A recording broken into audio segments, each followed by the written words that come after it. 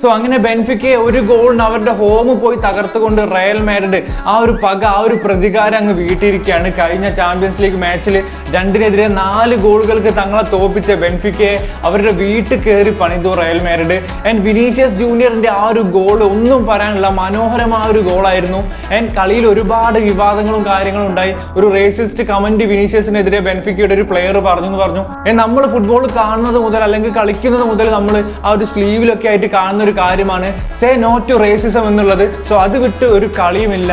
Football എന്ന് പറയുന്നത് ആ ഒരു റെസ്പെക്റ്റോടെ കളിക്കേണ്ട ഒരു കളിയാണ്. ആൻഡ് അതുപോലെ ഇന്നലത്തെ ആ ഒരു ഗെയിമിൽ റയൽ മാഡ്രിഡിന്റെ പ്ലേയേഴ്സിന്റെ ഭാഗത്ത് നിന്ന് അത്രയ്ക്ക് ഫെയർ ആയിട്ടുള്ള ഒരു പ്ലേ ഒന്നും അല്ല വന്നത്. ഒരുപാട് ഇൻസിഡൻസ് ഉണ്ടായിരുന്നു. വാൽവേയുടെ ഒരു പ്ലെയറിന്റെ മുഖത്തിടിക്കുന്നതും അതുപോലെ കാമവിംഗന്റെ ആ ഒരു ഇൻസിഡൻസ് ഒക്കെ നമ്മൾ കണ്ടതാണ്. ആൻഡ് അതുപോലെ ഒരു ഗോളിന്റെ ആ ഒരു ബലം എന്ന് പറയുന്നത് ചാമ്പ്യൻസ് ലീഗിന്റെ സെക്കൻഡ് ലെഗിൽ എത്രത്തോളം ഒരു കോൺഫിഡൻസ് റയലിന് കൊടുക്കുമെന്നുള്ളത് അറിയില്ല. കാരണം ഇന്നലത്തെ ആ ഒരു മാച്ചിൽ ബെൻഫിക്ക വളരെ നന്നായിട്ട് തന്നെ കളിച്ചു.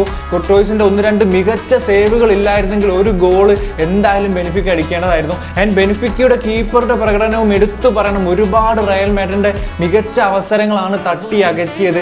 ആൻഡ് കോച്ച് മറീഞ്ഞോയ്ക്ക് റെഡ് കാർഡ് കിട്ടി. സോ സാന്റിയാഗോ ബെർണബ്യൂവിൽ മറീഞ്ഞോ ഉണ്ടാവില്ല. ഏതായാലും കാര്യങ്ങളെല്ലാം ഇപ്പൊ ഒന്ന് കത്തി നിൽക്കുകയാണ്. ഏതായാലും സെക്കൻഡ് ലെഗ് തീ പാറുമെന്നുള്ള കാര്യം ഉറപ്പാണ്.